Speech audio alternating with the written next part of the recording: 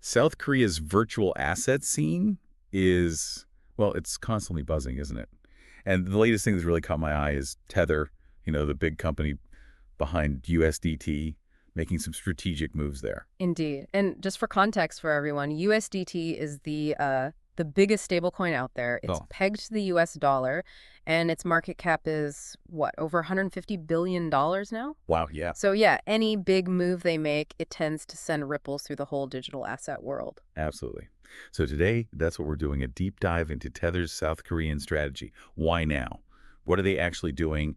And maybe what could the wider effects be? We've got some interesting bits from a recent article to help us unpack it. Sounds good. All right, so first off, what's the first sign we're seeing of these Korean ambitions? Well, the clearest signal is that they're actively hiring. They're looking for an expansion manager based in South Korea. Okay. But what's interesting is the way they're doing it. It's actually a remote role. So unlike, say, their recent move opening a physical office in El Salvador, this seems like maybe a lighter touch for entering the South Korean market, at least for now. A remote role. Yeah. Yeah, maybe a way to test the waters with lower risk. Yeah, And I gather this isn't just happening in Korea. exactly. The article points out they're hiring for similar kinds of expansion roles in 23 other places around the globe. 23. Yeah, places like Hong Kong, Singapore, Taiwan, Japan, the Middle East. So if you look at that bigger picture, it really suggests a coordinated global expansion plan.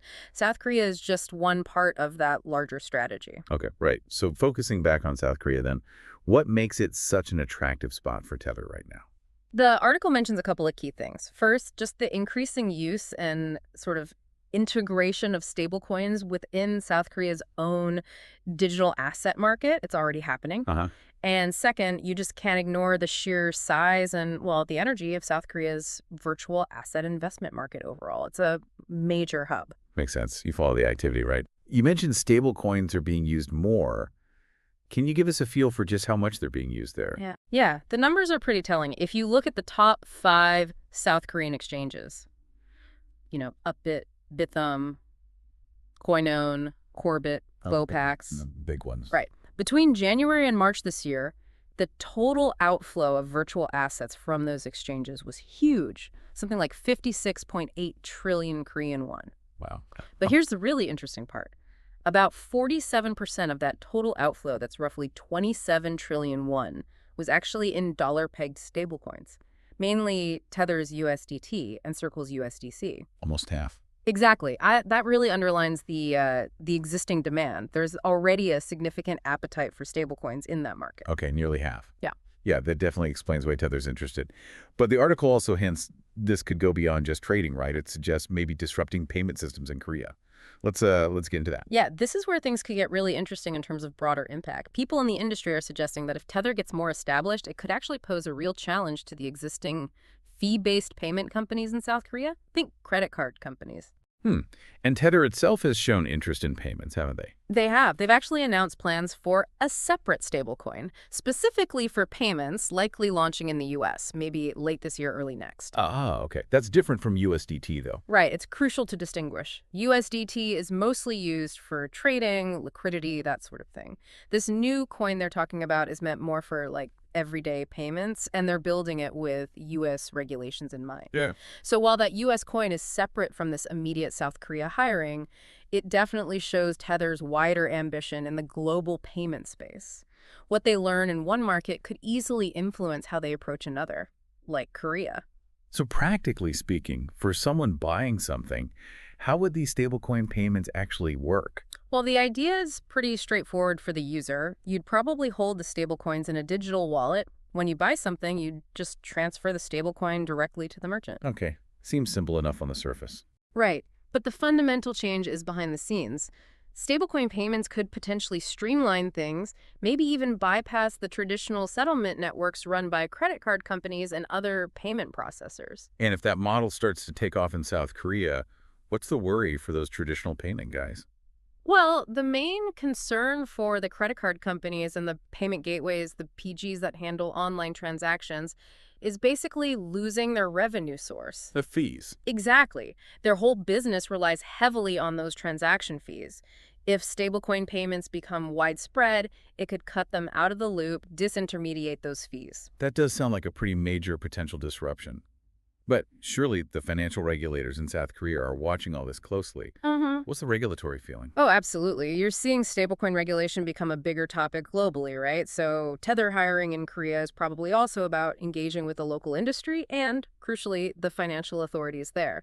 And the Bank of Korea, the BOK, has already specifically voiced some concerns about stablecoins being used for payments. Okay, what are their main worries? What's the BOK saying?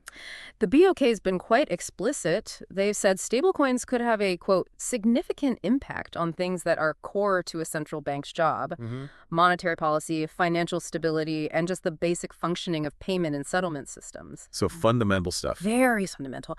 And because of that, they've basically called for the central bank themselves to have substantive legal authority when it comes to approving stablecoin issuers wanting to operate in the market. Right, they want control at the entry point. That's the message. It signals a pretty cautious approach and a definite desire to keep a firm hand on the financial system's stability. Okay, let's try and bring this all together. Huh. What are the key takeaways then from Tether's move into South Korea? Well, in a nutshell, Tether's expansion seems driven by a few key things converging. First, stablecoins are genuinely growing in use there. Second, the Korean digital asset market is just huge and active, a big opportunity. Uh-huh. And third, Tether clearly has longer-term plans involving payments. But this is all happening against a backdrop of regulators worldwide paying closer attention. And specifically in Korea, the central bank expressing some pretty clear reservations about the potential systemic risks. So if stablecoins do gain more ground in Korean payments, we could be looking at a real shift in their financial landscape. Precisely. It's this really dynamic situation, isn't it? You've got digital asset innovation pushing forward, bumping up against established financial structures and evolving regulations. How Korea balances those forces will be fascinating to watch and probably a signpost for other markets, too. This has been a really useful deep dive. It definitely highlights how interconnected the global crypto market is and, the potential for these digital assets to reshape traditional finance. So maybe the thought to leave everyone with is this. Given how much stablecoins are already being used in South Korea, but also considering the central bank's obvious caution, how can South Korea actually find that balance? How do you encourage innovation while still protecting financial stability and having proper oversight? That's the key question, isn't it? And maybe stepping back, what does Tether's focus on South Korea tell you about where digital payments might be headed in other parts of the world you follow? Definitely something to mull over